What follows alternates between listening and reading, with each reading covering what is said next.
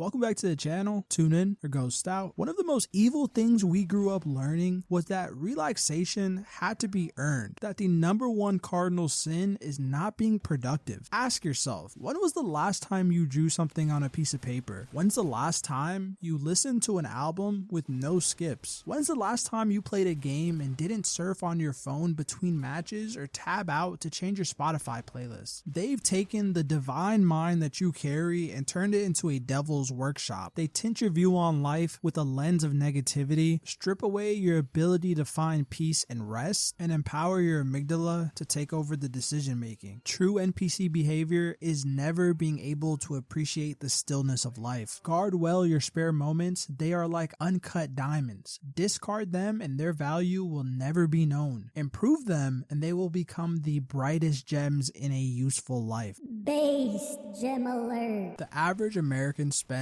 7 hours and 4 minutes per day looking at screens, which is higher than the global average, which comes in at 6 hours and 40 minutes, but this only gets worse when you look at only Gen Z. We're reportedly in front of our screens for over 9 hours a day. This can mess with your health a little bit, and this could definitely hurt your development, especially when you consider that the brain develops well into your 20s and some even think into your 30s. But this isn't a video about how bad the phone is, but it's how it gets you into a loop of toxic productivity. And I think this is one of the silent epidemics that have been in full effect since COVID. We grew up and were taught about a world that rewarded productivity, and not only in financial ways. Yes, if you were productive at work, it would probably go further for you than if you weren't, but being productive used to be a badge of honor on our social contract. But after COVID, that itch has become harder and harder and harder to scratch. It feels like we load up our plates more just to feel like we've done nothing at all, or just the thought of the things that we need to do will put us in a constant state of paralysis. Like there's no in between. Even when you get into a state of production, it's hard to wind down, and I think today we actually don't ever wind down. The reason I asked you those questions in the beginning, when was the last time you drew something on a piece of paper? When was the last time you listened to an album with absolutely no skips? And when was the last time you sat and actually played video games and enjoyed them, not just sat in front of them to fill up an hour? Do you remember nap time? Do you remember playing in the sandbox with the green army men? Or do you remember when your teacher hung up your drawings of SpongeBob and Patrick covered in glitter